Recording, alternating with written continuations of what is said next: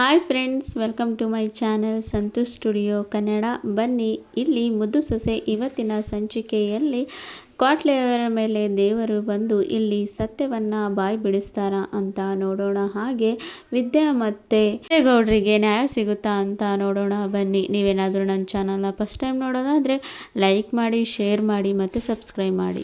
ಇಲ್ಲಿ ಎಲ್ಲರೂ ಕೂಡ ಸತ್ಯವನ್ನು ತಿಳ್ಕೋಬೇಕು ಅಂತ ಹೇಳಿ ಕಾತುರದಿಂದ ಕಾಯ್ತಾ ಇರ್ತಾರೆ. ಆಗ ಚಿಕ್ಕಪ್ಪನವರು ಕೂಡ ಇಲ್ಲಿ ಅವರು ಹೇಳ್ತಾರೆ, ಅವರು ಅತ್ತೆನೇ ನಮಗೆ ಒಳ್ಳೆ ಡಿಸಿಷನ್ನ ಕೊಡ್ತಾರೆ, ಅವರೇ ಇದನ್ನೆಲ್ಲ ತೀರ್ಮಾನ ಮಾಡಲಿ ಅಂತ ಇಲ್ಲಿ ಹೇಳ್ತಾ ಇರ್ತಾರೆ. ಆಗ ಈ ಕಡೆ ಅಜ್ಜಿಯವರು ಕೂಡ ಅವರಿಗೆ ಏನು ತೀರ್ಮಾನ ಮಾಡಬೇಕು ಅಂತ ತಿಳಿಯದೆ ಕ್ವಾಟ್ಲೆ ಮೇಲೆ ಬರುವ ದೇವರು ಬಂದು ಇದನ್ನು ಬಗೆಹರಿಸಲಿ ಅಂತ ಇಲ್ಲಿ ಹೇಳ್ತಾ ಇರ್ತಾರೆ. ಆಗ ಕ್ವಾಟ್ಲೆ ಮೇಲೆ ದೇವರು ಬಂದು ಇಲ್ಲಿ ಹೇಳ್ತಾರೆ, ಅವರು ನಾಳೆ ನನ್ನ ಸನ್ನಿಧಾನಕ್ಕೆ ಬಂದು ಕುಂಡ ತುಳಿದು ಆವಾಗ ಸತ್ಯವನ್ನು ಬಾಯ್ಬಿಡಬೇಕು ಅಂತ ಇಲ್ಲಿ ಹೇಳಿರುತ್ತೆ.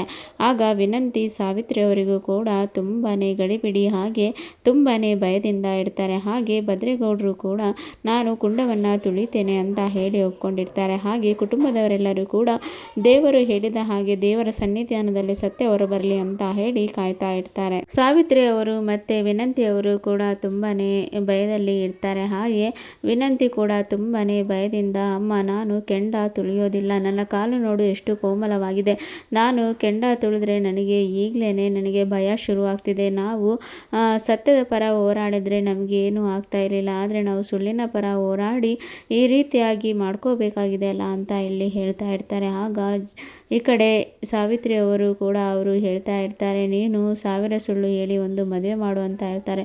ಒಂದು ಸುಳ್ಳು ಹೇಳೋದ್ರಿಂದ ಏನೂ ಪರವಾಗಿಲ್ಲ, ನೀನು ಈಗ ಕೆಂಡ ತುಳಿದ್ರೆ ನಾಳೆ ಹೂವಿನ ಮೇಲೆ ನೀನು ಆರಾಮಾಗಿ ಇರ್ಬೋದು ಅಂತ ಇಲ್ಲಿ ಹೇಳ್ತಾ ಇರ್ತಾರೆ. ಆದರೆ ಇಷ್ಟೇ ಹೇಳಿದ್ರು ವಿನಂತಿ ಕೂಡ ಅವರು ಒಪ್ಕೊಳ್ತಾ ಇರಲ್ಲ, ಅಮ್ಮ ನನಗೆ ಇದರಿಂದ ಆಗೋದಿಲ್ಲ ಅಂತ ಇಲ್ಲಿ ಹೇಳ್ತಾರೆ. ಹಾಗೆ ದೇವರೇನಾದರೂ ಸತ್ಯ ಹೇಳಿದ್ರೆ ಏನು ಮಾಡೋದು ಅಂತ ಹೇಳಿ ತುಂಬಾ ಭಯದಿಂದ ಇರ್ತಾರೆ. ಆದರೆ ಸಾವಿತ್ರಿ ಅವರು ಅದೇನಾದರೂ ನಾನು ಬಿಡೋದಿಲ್ಲ, ನಾನು ಈ ಕಡೆ ಪೊಲೀಸ್ ಸ್ಟೇಷನ್ನು ಮತ್ತು ಮಹಿಳಾ ಆಯೋಗದ ಹತ್ರ ಹೋಗ್ತೇನೆ ಅಂತ ಹೇಳಿ ಹೇಳ್ತಾ ಇರ್ತಾರೆ.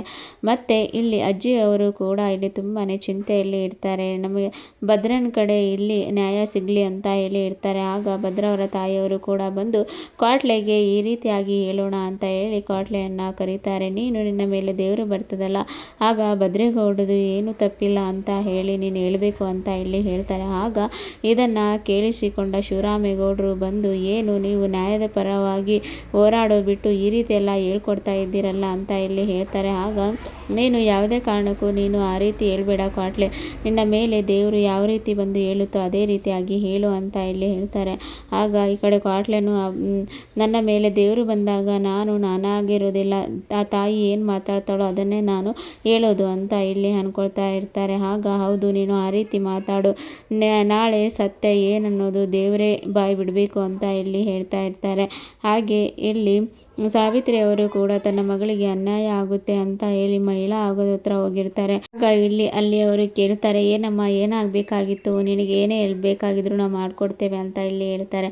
ಆಗ ಸಾವಿತ್ರಿ ಅವರು, ನಾನು ಶಿವರಾಮೇಗೌಡರ ತಂಗಿ, ನನಗೆ ಅನ್ಯಾಯ ಆಗಿಬಿಟ್ಟಿದೆ ಅಂತ ಇಲ್ಲಿ ಹೇಳ್ತಾರೆ. ಅವರೇ ಕೂಡ ಎಷ್ಟೋ ಜನಗಳಿಗೆ ನ್ಯಾಯವನ್ನು ಕೊಡಿಸಿದ್ದಾರೆ, ನೀನು ಇಲ್ಲಿಗೆ ಬಂದಿದ್ದೀಯಲ್ಲಮ್ಮ ಅಂತ ಇಲ್ಲಿ ಹೇಳ್ತಾರೆ.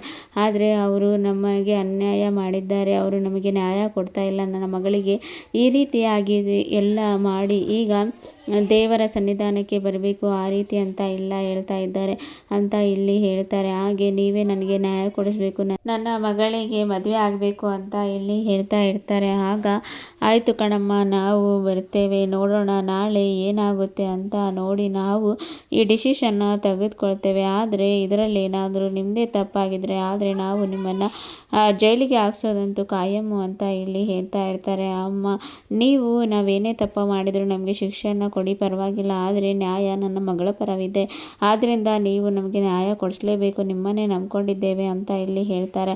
ಆಗ ಆಯ್ತಮ್ಮ ಅಂತ ಹೇಳಿ ಅಲ್ಲಿಂದ ಹೋಗ್ತಾರೆ. ಹಾಗೆ ಎಲ್ಲರೂ ಕೂಡ ಕುಂಡವನ್ನು ತುಳಿಲಿಕ್ಕೆ ಸಿದ್ಧತೆಯನ್ನು ಮಾಡ್ಕೊಂಡಿರ್ತಾರೆ. ಹಾಗೆ ವಿದ್ಯಾ ಅವರು ಕೂಡ, ನಾನು ಕೂಡ ತುಂಡವನ್ನು ತುಳಿತೇನೆ, ನನ್ನ ಗಂಡ ಏನು ತಪ್ಪು ಮಾಡಿಲ್ಲ ಅಂತ ಹೇಳಿ ನಾನು ಪ್ರಮಾಣ ಮಾಡ್ತೇನೆ ಅಂತ ಹೇಳಿ ಅವರು ಕೂಡ ತನ್ನ ಮಾವನ ಒಟ್ಟಿಗೆ ಒಪ್ಪಿಗೆಯನ್ನು ಕೂಡ ಪಡ್ಕೊಳ್ತಾರೆ. ಕೊಡ್ತಾರೆ. ಹಾಗೆ ಅವರಿಬ್ಬರು ಕೂಡ ಕುಂಡವನ್ನು ತುಳಿತಾರೆ ಅಂತಲೇ ಹೇಳ್ಬೋದು. ಮತ್ತು ಅವರಿಗೆ ಕೂಡ ಯಾವುದೇ ತೊಂದರೆ ಆಗೋದಿಲ್ಲ. ಆದರೆ ವಿನಂತಿ ಅವರು ಕುಂಡವನ್ನು ತುಳಿಯುವಾಗ ಅವರಿಗೆ ಕಾಲಿಗೆ ತುಂಬಾ ಗಾಯವಾಗುತ್ತೆ. ಮತ್ತು ಈ ಕಡೆ ಶಿವರಾಮೇಗೌಡರ ಮೈಯ ಮೇಲೆ ದೇವರ ಬಂದು ಸತ್ಯವನ್ನು ಬಾಯಿಯನ್ನು ಬಿಡಿಸುತ್ತೆ. ಹಾಗೆ ವಿನಂತಿಯವರು ಕೂಡ ನಾವೇ ಈ ರೀತಿಯಾಗಿ ತಪ್ಪು ಮಾಡಿದ್ವಿ, ಮತ್ತು ನಾವೇ ಆ ಕೇಕಲ್ಲಿ ಮತ್ತು ಬರೋ ಇಂಜೆಕ್ಷನ್ನ ಹಾಕಿದ್ವಿ, ನಮ್ಮದೇ ಎಲ್ಲ ತಪ್ಪು, ಭದ್ರೆ ಮಾಮದು ಏನು ತಪ್ಪಿಲ್ಲ ಅಂತ ಹೇಳಿ ವಿನಂತಿಯವರು ಒಪ್ಕೊಳ್ತಾರೆ. ಮತ್ತು ಅವರಿಗೆ ಯಾವುದೇ ಕಾರಣಕ್ಕೂ ಕೂಡ ಆ ಕುಂಡದ ಮೇಲೆ ನಡಿಲಿಕ್ಕೆ ಆಗೋದೇ ಇಲ್ಲ. ಹಾಗೆ ದೇವರು ಕೂಡ ಸತ್ಯವನ್ನು ಬಾಯಿ ಬಿಡಿಸ್ತಾರೆ. ಹಾಗೆ ಮನೆಯವರೆಲ್ಲರಿಗೂ ಕೂಡ ಶಾಕ್ ಆಗುತ್ತೆ. ಆದರೆ ಅಜ್ಜಿಯವರು ಕೂಡ ತನ್ನ ಪರವಾಗಿ ಸತ್ಯ ಆಯಿತು ಅಂತ ಹೇಳಿ ಅವರು ಖುಷಿಯಲ್ಲಿ ಇರ್ತಾರೆ. ಮತ್ತು ವಿದ್ಯಾ, ಭದ್ರೇಗೌಡರು ಎಲ್ಲರೂ ಖುಷಿಯಲ್ಲಿ ಇರ್ತಾರೆ. ಆಗ ಅದೇ ಸಮಯಕ್ಕೆ ಮಹಿಳಾ ಆಯೋಗದವರು ಕೂಡ ಇಲ್ಲಿಗೆ ಬರ್ತಾರೆ.